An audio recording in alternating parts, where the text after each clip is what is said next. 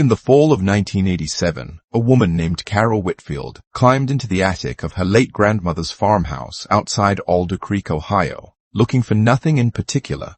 She found a hatbox. Inside, it was a single photograph. 11 people standing in front of a white clapboard house. On the back, in careful cursive, Whitfield family, Founders Day, 1904. Carol matched the faces to the names written beside them. 10 matched. The 11th didn't have a name at all. He stood at the back, half-turned, hat low, wearing a coat that didn't belong to the season. 2 words were written beside him instead of a name. Not ours. That would have been strange enough on its own. A photograph nobody could fully account for. A face nobody in the family recognized. But there's a second detail in this case, one that took decades to surface, and it changes the whole shape of the question. Someone paid to have this photograph corrected. A studio invoice survives from the photographer who took it. A line item billed to the family for retouching. Portrait photographers in 1904 routinely cleaned up a print before delivering it. A crease, a shadow, an object that didn't belong in frame. The man was never removed. So the question this documentary is built around isn't really who he was.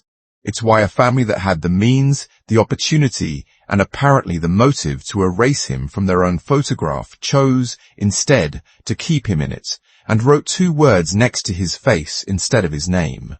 That's where we're going. Let's start with the day itself. And if you're drawn to the kind of history where one photograph can open a door nobody knew was there, stay with this one. Because the deeper the records go, the less this looks like a stranger accidentally caught in a family picture. And if you want more investigations like this, subscribe to Black Oak. We have a lot more forgotten stories waiting in the archives. Alder Creek in 1904 was a grain and dairy town in flat farm country, built around a rail spur, a grange hall, and a handful of families who'd been there since the 1830s. The Whitfields were one of them. Not the richest family in the county, but close enough to it that everyone in town could have told you who they were. Josiah Whitfield had served as county commissioner. His wife, Alma, kept the family's photographs the way some women of her generation kept a family Bible, labeled, dated, filed by year. Founders Day was the town's yearly celebration of its own incorporation, and by 1904 it had folded itself into something closer to a family reunion. Relatives came back from Dayton, from Chicago, from the oil towns further east. The Whitfield farmhouse, being the largest near the town square, hosted the extended family for a meal before everyone walked in for the afternoon parade. Before they walked in, they had their picture taken. The photographer was a local man named Elias Pruitt, who ran a studio above the hardware store, and, on request, brought his camera out to sittings around the county. In 1904, that meant a heavy view camera on a tripod, a single glass plate, and no second chances. Whatever the plate caught was, for practical purposes, permanent. Pruitt's studio ledger, what survives of it, held today at the Alder Creek Historical Society, records a booking on September 3, 1904. Whitfield, Founders, Family Group. 1 booking. The ledger shows no second sitting. And yet there are 2 images. The print Carol Whitfield found in the hatbox is one of them. The second surfaced in 1990, when a farm sale turned up a box of Pruitt's old glass plates in a barn, donated to the Historical Society, and catalogued against the studio's known clients. One of those plates matched the Whitfield sitting. It shows the same 11 people, from a slightly different angle. The kind of shift you'd expect from a photographer adjusting his composition, or a group resettling itself, seconds apart. The 11th man is in that plate too. Same spot, same posture, same coat. Hold that fact for a moment because it matters more than it sounds like it should. A man who appears once in a photograph could be almost anyone. Someone walking past when the shutter opened, caught by accident, gone the next second. A man who appears twice, in the same place across 2 separate exposures taken moments apart, was not walking past. He was standing there, long enough to be caught twice, long enough that whoever set up that camera and whoever stood in front of it would have seen him. Nobody in the family, as far as any surviving record shows, ever said a word about it. Alma Whitfield named everyone. That's not a guess. It's demonstrated. The Historical Society's collection includes other Whitfield family photographs from the same period, and in several of them, guests who weren't blood relatives are identified by name in the same careful handwriting: a cousin's fiancé, a neighbor invited for a holiday meal. Alma wrote their names. For the man in the 1904 photograph, she wrote 2 words instead, not ours. If she didn't know him, that's an odd thing to write. You don't usually deny a relationship with a stranger, you just don't name him the way you wouldn't name a fence post or a dog that wandered into frame. Writing not ours implies there was a question worth answering in the first place. It implies somebody might look at that photograph later and wonder whether he belonged. Which means, whatever else Alma Whitfield did or didn't know about the man standing behind her family, she knew enough to feel the need to say, on the record, that he wasn't one of them. Now, the invoice. Separate from the ledger, the Historical Society holds a loose billing slip from Pruitt's studio, addressed to Josiah Whitfield. It itemizes the September sitting, 1 drew plate, 1 print, retouching as requested. Retouching as requested. In 1904, that phrase meant something specific. Studio photographers of the period offered retouching as a standard paid service, smoothing a crease in the glass negative, softening a shadow, and yes, on occasion, removing something from the background that a customer didn't want in the final print. It cost extra. Josiah Whitfield paid for it. So somebody in September or October of 1904 sat across from Elias Pruitt and asked him to fix something about that photograph. And when the print came back, the 11th man was still in it. Either the retouching had nothing to do with him, a scratch on the plate, a shadow across Alma's dress, something unrelated entirely, or it did, and Pruitt, for reasons that don't survive in any paper trail, left him there anyway. We don't know which. But from this point forward, the question this documentary is actually chasing isn't simply who is the man in the photograph. It's this. If the family had the chance to erase him, and paid for the privilege, why does he still stand there, unnamed, in every surviving copy of that photograph? The first explanation anyone reached for was the obvious one. Farms the size of the Whitfield property usually kept at least 1 hired hand, and a stranger near the house on a day when half the town had gathered wouldn't necessarily raise an eyebrow. The 1900 federal census lists exactly that kind of person living with the Whitfields. A 22-year-old farmhand named Otis Bramwell. It looked for a moment like an answer. Then a second record surfaced. The Logan County Death Index. Otis Bramwell died of typhoid in the winter of 1902. Whoever stood in that photograph in September of 1904, it wasn't him. He'd been dead for nearly 2 years. The second lead came from the town's own newspaper. The Alder Creek Sentinel ran a full account of that year's Founders' Day. The parade, the speeches at the Grange Hall, and the line about the Whitfield family assembling before their residence for a photographic remembrance of the day. Mr. Terade, Pruitt attending with his apparatus. No mention of a stranger, no mention of anyone standing at the edge of the frame. If the man's presence had caused any stir at all that afternoon, the town's only paper either didn't know about it or didn't think it was worth a sentence. That silence cuts 2 ways, and it's worth sitting with both. It could mean he was unremarkable. A hand from a neighboring farm, someone whose presence near a property line drew no attention because there was nothing unusual about it. Or it could mean that whatever happened quietly enough and quickly enough that nobody thought to describe it to a reporter walking the parade route. The third lead didn't come from any archive. It came from the family itself nearly 90 years later.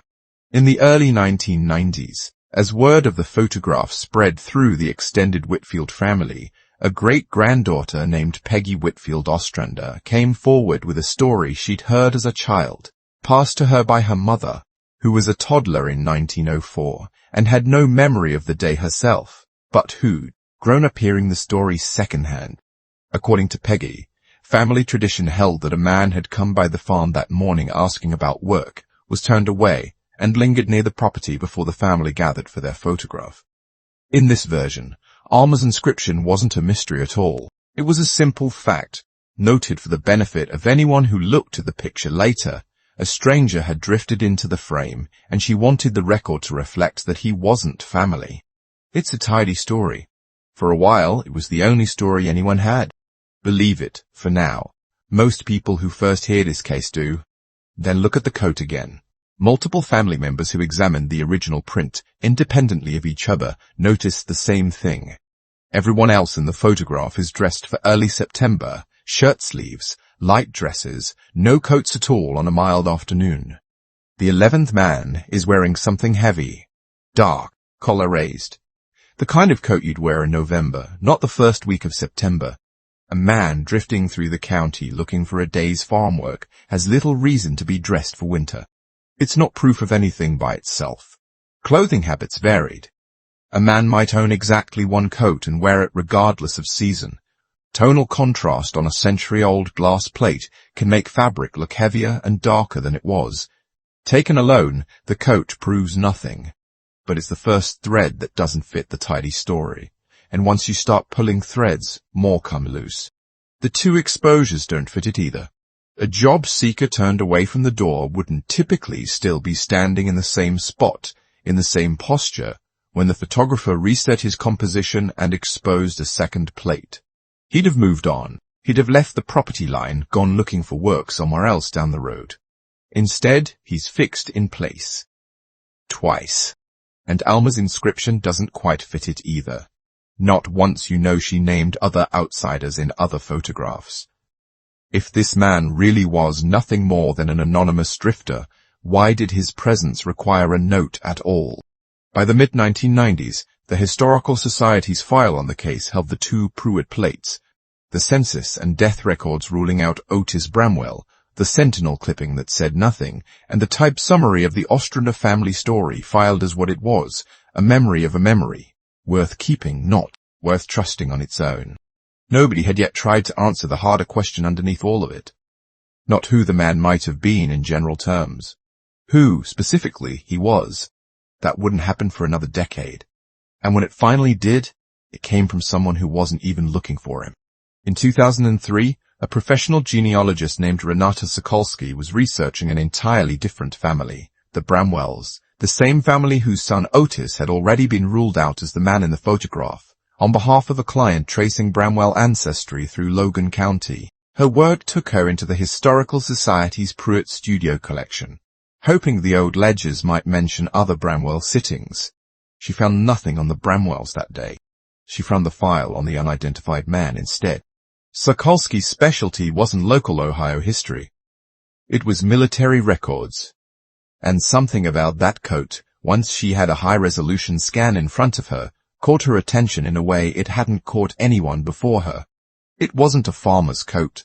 It wasn't a traveler's coat. It resembled closely a style of overcoat issued to Ohio National Guard units around the turn of the century. Heavy wool, a distinctive double row of buttons, a stand collar. She found a name. She hadn't yet found the man. A name on its own proves almost nothing. Sokolsky knew that better than anyone. It was her job to know it. Ohio raised dozens of guard companies in this period, and hundreds of young men from a single county might have worn that exact coat. Finding a name that fit the uniform was the beginning of the work, not the end of it. So she went looking for a name that also fit the place. Logan County's muster rolls, held with the state's Adjutant General records in Columbus, list the men who served in the local guard company raised in 1898.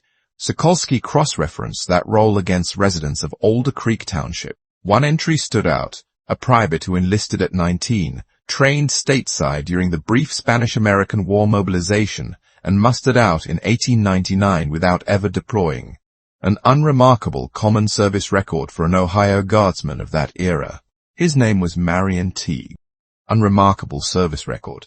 Nothing that would explain on its own why he'd be standing at the edge of a Whitfield family portrait 5 years later. Then Sokolsky found the second record. A county land and tax assessment from 1900, listing Marion Teague as the owner of a small parcel, and a plat map from the same year showing exactly where that parcel sat. It shared a fence line with the southern edge of the Whitfield farm. He wasn't a passing stranger, he was the neighbor. And if you've been following the evidence closely, this is the point where the photograph stops being a curiosity and starts becoming a story. We've gone from an unidentified face to a real man, a real property line, and a real dispute that existed before the shutter ever opened. If you're enjoying this kind of slow burn investigation, subscribe to Black Oak. The most interesting part of a mystery is often the part that takes the longest to prove. Here's where it would be easy to stop and call the mystery solved. A neighbor, standing near a shared property line on a busy afternoon, caught in a family's photograph almost by accident. Case closed. It isn't that simple. And the reason it isn't simple is the same reason that kept nagging at this case for 80 years. Alma Whitfield knew her neighbors. Everyone in a town the size of Alder Creek knew everyone within a mile of their own fence line, especially the family that had lived there since the 1830s. If Marion Teague really was just the boy from next door, there's no obvious reason Alma wouldn't have written his name the way she wrote every other name in her collection, unless she had a reason not to.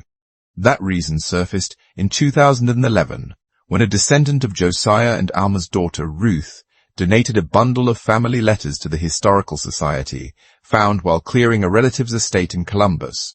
Most of the letters are ordinary: a sick child, a church social, a dispute over a shared well. One of them, dated in July of 1904, is not ordinary at all. Ruth is writing to her sister Delphine. She mentions their father. She mentions a name: the Teague boy.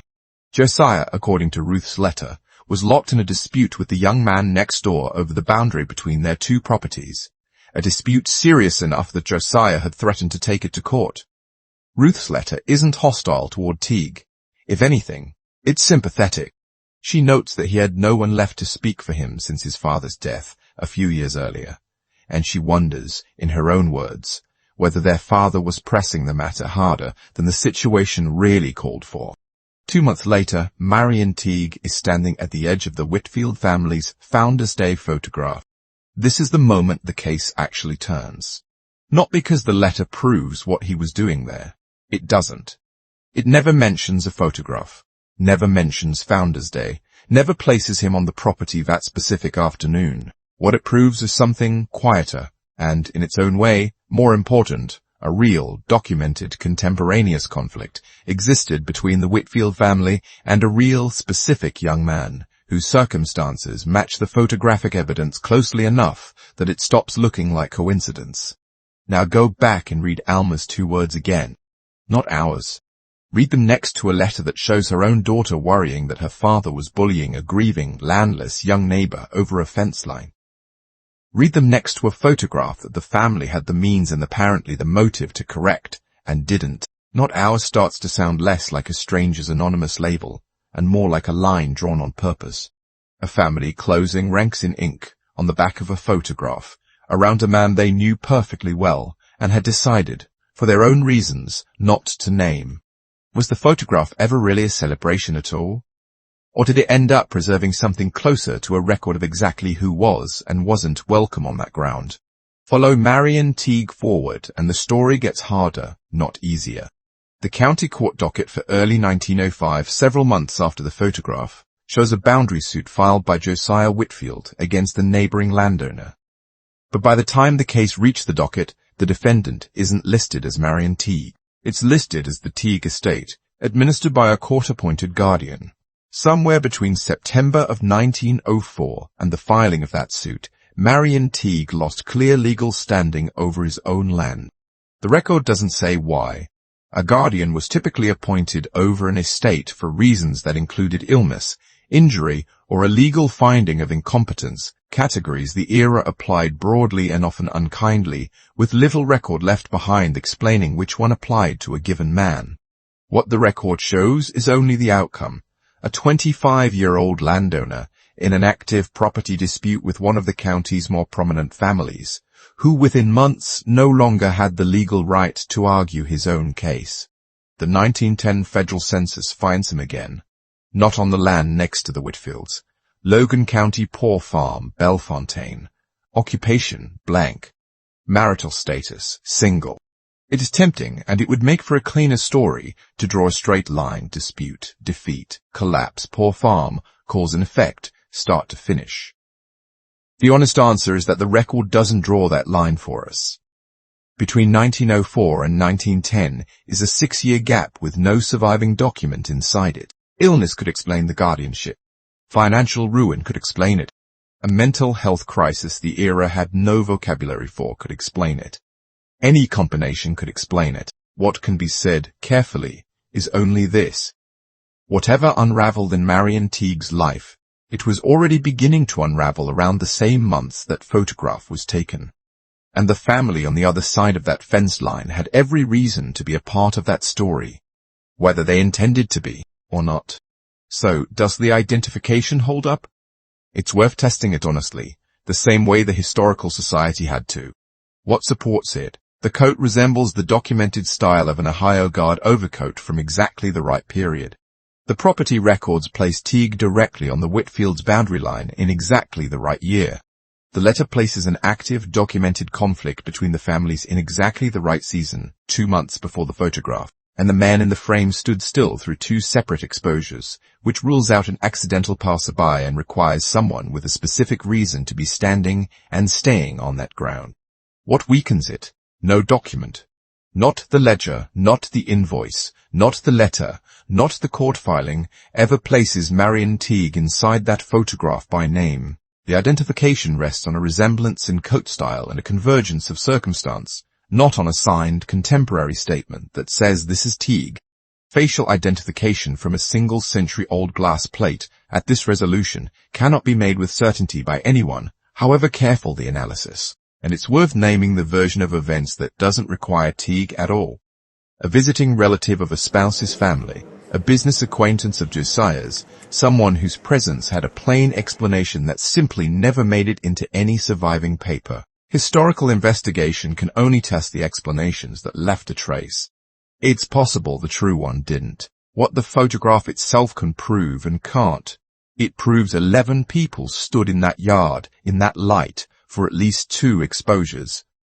It proves 10 of them were named and 1 wasn't. It cannot prove intent. It cannot tell us whether the man's stillness across 2 plates reflects a photographer's instruction, a deliberate choice of his own, or simple coincidence of timing. A photograph is evidence of a moment. It is not, on its own, evidence of a motive.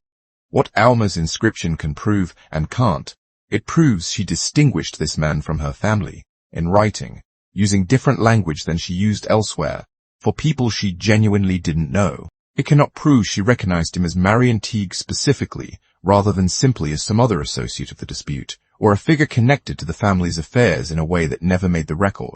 And what the dispute can prove, and can't, it proves the Whitfields and a young man named Teague were in open, documented conflict in the exact season leading up to the photograph. It cannot prove that conflict is why he was standing in that yard that day, rather than some unrelated errand on land the 2 families' boundaries made him likely to cross regardless.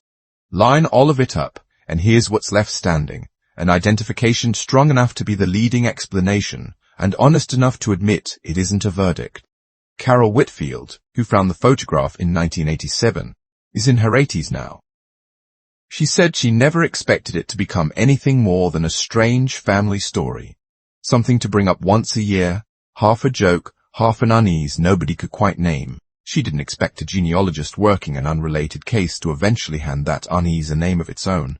What the evidence most strongly suggests is this. On September 3rd, 1904, as the Whitfield family gathered for their Founder's Day photograph, a young neighbor, already locked in a worsening dispute with the family patriarch over a shared fence line, already, it seems, beginning to lose his footing in a fight he had little power to win, stood close, enough to the family's ground to be caught in the frame, not once, twice. What the evidence cannot tell us is what passed between him and the family that afternoon. Whether he was asked to stand there or simply refused to leave. Whether Alma's 2 words were an act of quiet cruelty, quiet honesty, or something in between that no longer has a name. Those details, if they ever existed anywhere, existed only in a version of that day that no surviving document preserved. It would be satisfying to end with certainty. To say the man was Marion Teague, that he'd come to make one last appeal, that Alma's inscription was a door closing on a man the family had already decided to erase from their history, even as his face stayed fixed in their photograph. The evidence leans that direction. It doesn't walk all the way there, and Black Oak isn't in the business of pretending otherwise. What the case does establish Whatever the last details turn out to be, is something about how a family's history survives and how it doesn't. 10 names were written down in a careful hand and passed along without any trouble at all. The 11th, if Alma Whitfield ever knew it, wasn't passed down. Not from forgetting. From choice, as far as the evidence can tell us. It took 83 years for anyone to notice what was missing, and more than 20 since for research to hand a plausible name back to a face the family itself decided not to keep. Marion Teague's descendants, if any exist, haven't been found. The land he once owned changed hands several times across the 20th century, and today sits inside a larger consolidated farm with no trace left of the boundary that once divided 2 families and, maybe, put one man at the edge of the other's photograph. The hatbox print and the Pruitt glass plate both belong to the Alder Creek Historical Society now, catalogued side by side, open to anyone who wants to look at the same evidence and draw their own conclusion. We can account for almost everything in that photograph. The studio, the photographer, the family, the date, the dispute simmering on the other side of the fence, the young man whose life was already coming apart before the picture was even printed. What we can't account for is the one detail that started this investigation in the first place. What Alma Whitfield knew standing behind her family on a September afternoon in 1904, and why 2 words were the only account of it she was ever willing to leave behind. And maybe that's why this photograph stayed hidden for so long. Not because nobody could see the man in it, but because nobody knew what to do with the question he left behind. If you want to follow more forgotten stories where the evidence matters more than the legend, subscribe to Black Oak, and if you have your own family photograph, document, or unexplained piece of history that still doesn't make sense, tell us about it in the comments. Sometimes the next mystery is sitting in someone's attic right now.